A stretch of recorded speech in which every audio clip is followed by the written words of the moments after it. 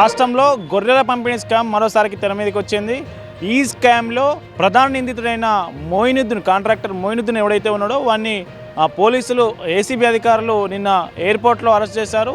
ఈ గొర్రెల పంపిణీ స్కామ్లో కేసు నమోదు చేసిన వెంటనే కాంట్రాక్టర్ మోయినుద్దీన్ ఇండియా నుంచి దుబాయ్ పారిపోయాడు. నిన్న దుబాయ్ నుంచి ఇండియా హైదరాబాద్లో దిగిన వెంటనే ఏసీబీ అధికారులు అరెస్ట్ చేశారు. మోయినుద్దీన్ నివాసంలో ప్రస్తుతం ఏసీబీ అధికారులు సోదాలు చేసి కీలక పత్రాలు స్వాధీనం చేసుకున్నట్టు తెలుస్తుంది.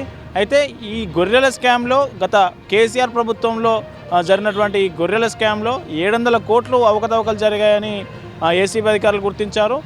ఇందులో మనీ లాండరింగ్ కూడా జరిగిందనే ఆరోపణలపై ఏసీబీ అధికారులను ఈడీ వివరాలు అడిగి తీసుకోవడం కూడా గతంలో జరిగింది.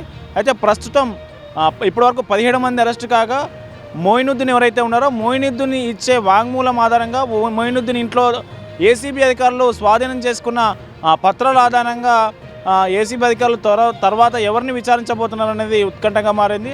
అయితే ఈ కేసులో గతంలో మంత్రి తలసాని శ్రీనివాస్ యాదవ్ మంత్రిగా ఉన్న సమయంలోనే స్కామ్ జరిగింది కాబట్టి కేసు అటు ఇటు మొత్తం ఆయన మెడకే చుట్టుకుంటుందన్న ఊహాగానాలు కూడా వినిపిస్తున్న పరిస్థితి మనకు కనిపిస్తూ ఉన్నది.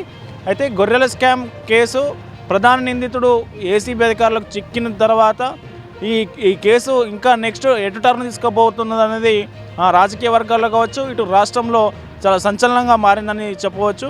మొత్తానికి గతంలో అయితే కాంట్రాక్టర్ మోయినుద్దీన్ ఎవరైతే ప్రధాన అక్యూజ్డ్గా ఉన్నటువంటి ఈ మోయినుద్దీన్ రైతుల వద్ద డబ్బులు తీసుకొని గొర్రెలను పంపిణీ చేయడంలో మోసం చేశాడనేది ప్రధాన అభియోగం అతనిపై నమోదైంది.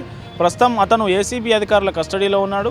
ఆయన ఇంట్లో ఏసీబీ అధికారులు కీలక పత్రాలు స్వాధీనం చేసుకున్నారు. ఆ పత్రాల్లో ఏముంది, అసలు ఈ స్కామ్లో ఎవరెవరు ఉన్నారు, దీని వెనుక ఉన్నదెవరు అనేది ఏసీబీ అధికారులు నెక్స్ట్ విచారణ చేయబోతున్నారు. అయితే మాజీ మంత్రి తలసాని శ్రీనివాస్ యాదవ్ ఓఎస్డీ ఎవరైతే ఉన్నారో కళ్యాణ్, ఆ ఓఎస్డీ కూడా ఇందులో ఇన్వాల్వ్ అయి ఉన్నారు. కాబట్టి ఈ కేసులో మాజీ మంత్రి పాత్ర ఏమైనా ఉందా లేదా, మాజీ మంత్రి వద్దకు ఏసీబీ అధికారులు వెళ్తారా లేదా అనేది ఉత్కంఠగా మారిన పరిస్థితి మనకు కనిపిస్తూ ఉంది. మొత్తానికి మొన్న కేసీఆర్ సభ తర్వాత గత ప్రభుత్వంలో జరిగినటువంటి గొర్రెల స్కామ్ సంబంధించి కీలక పరిణామం ఇప్పుడు చోటు చేసుకోవడం రాష్ట్ర రాజకీయాల్లో చర్చనీయాంశంగా మారిందని చెప్పవచ్చు. తెలంగాణలో గొర్రెల పంపిణీ స్కామ్ లో కీలక పరిణామం చోటు చేసుకుంది. గొర్రెల స్కామ్ లో దళారి మోయానుద్దీన్ అరెస్ట్ అయ్యాడు. ఈ కుంభకోణంలో గొర్రెల కొనుగోలు కాంట్రాక్టర్ గా వివరించిన మోయానుద్దీన్ ను కీలకంగా వివరించినట్లు ఏసీబీ అధికారులు గుర్తించారు. అరెస్ట్ చేసేలోగానే అతడు గతంలో దుబాయ్కి పారిపోయాడు. హైదరాబాద్ వచ్చిన మోయానుద్దీన్ ను ఇమిగ్రేషన్ సహకారంతో శుక్రవారం ఉదయం ఎయిర్పోర్టులోనే ఏసీబీ అధికారులు అదుపులోకి తీసుకున్నారు. ప్రస్తుతం నిందితుడి నివాసంలో సోదాలు నిర్వహించిన ఏసీబీ అధికారులు అక్కడ కీలక పత్రాలు స్వాధీనం చేసుకున్నారు. నిందితుడి వాగ్మూలం, పత్రాల్లో ఉన్న కీలక సమాచారం ఆధారంగా ఈ స్కామ్లో ఏసీబీ మిగతా దర్యాప్తు చేయబోతుంది. ఇప్పటి వరకు గొర్రెల స్కామ్లో 17 మంది అరెస్ట్ అయ్యారు. వారిలో మాజీ మంత్రి తలసాని కళ్యాణ్, గొర్రెల మేకల పెంపకం సమైక్య మాజీ ఎండీ రామచంద్ర నాయక్, పలువురు వెటనరీ అధికారులు అదుపులోకి తీసుకున్నారు.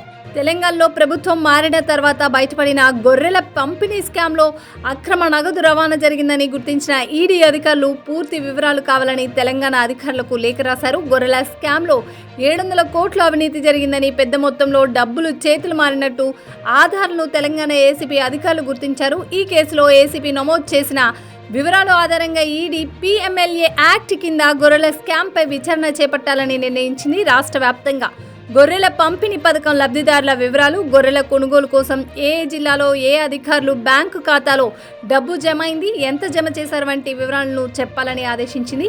గొర్రెల రవాణాలో కాంట్రాక్టు కుదుర్చుకున్న ఏజెన్సీల వివరాలు, ఈ కుంభకోణానికి కారకులు ఎవరెవరి పాత్ర ఉంది, రికార్డ్స్లో తప్పుడు లెక్కలు వంటి వాటి వివరాలు కూడా కోరింది. అయితే గతంలో మనీ లాండరింగ్ జరిగిందని ఈడీకి ఈ కేసులో ఎలాంటి ఫిర్యాదు అందకపోయినా స్వచ్ఛందంగా తెలంగాణ ఏసీబీ పోలీసులు నమోదు చేసిన కేసులో ఈడీ వివరాలు అడిగిందంటేనే ఓ సంకేతం స్పష్టంగా కనిపిస్తుందని రాజకీయ వర్గాలు అంటున్నాయి. తలసాని శ్రీనివాస్ యాదవ్ స్కామ్ జరిగినప్పుడు సంబంధిత మంత్రివర్గంలో ఉన్నారు. కేసు ఆయన దగ్గరికే వెళ్తుందన్న చర్చ జరుగుతుంది. అరెస్ట్ అయిన 3 వెల్లడించిన అంశాలతో త్వరలో మరికొందరిని అరెస్ట్ చేసే అవకాశాలు కనిపిస్తున్నాయన్న చర్చ జరుగుతుంది.